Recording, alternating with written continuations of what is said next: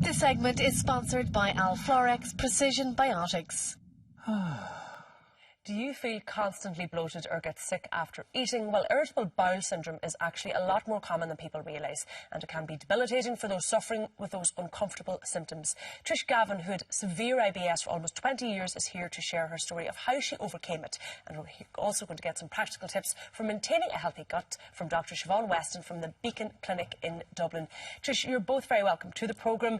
Thank you. It's an awful thing to have, IBS. I have a huge amount of sympathy because I've suffered myself. And how did it impact your life? Oh, impacted it. Well, I call it the antisocial condition, which it is. It's just totally antisocial. We would be planning to go out for a meal, say for about a month, and then suddenly I would be getting ready to go out and I would say to my husband, no, can't go, just whatever. And then because I would know that it's coming on, it would get worse with the stress, it would just continue like that, whatever. But it was continuous. It was continuous like that. It just went on for 20 years.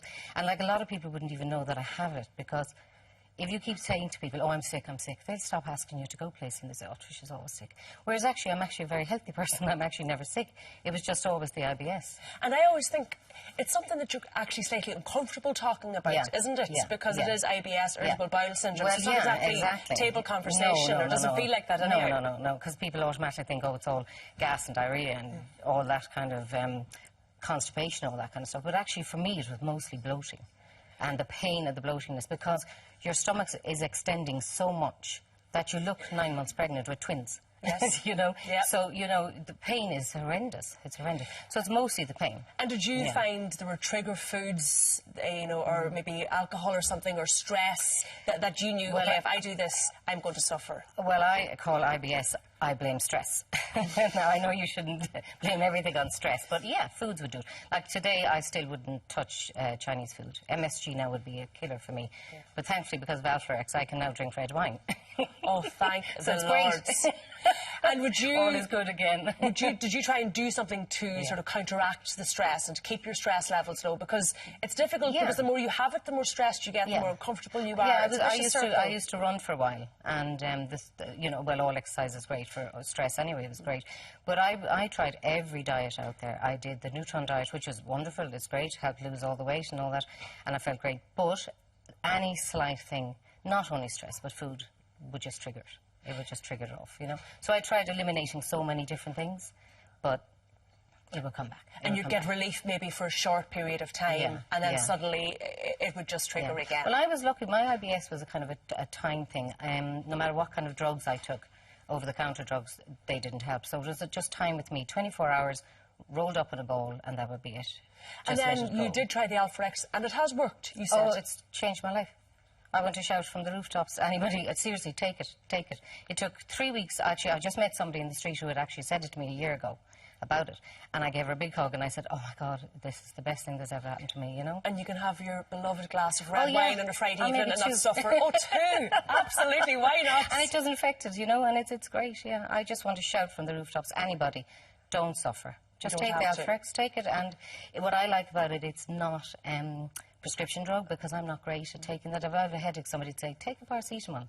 Whereas now I just have it beside me at night time and one a night. Dr Weston, we've had actually a number of texts in from viewers because a lot of people do suffer from this.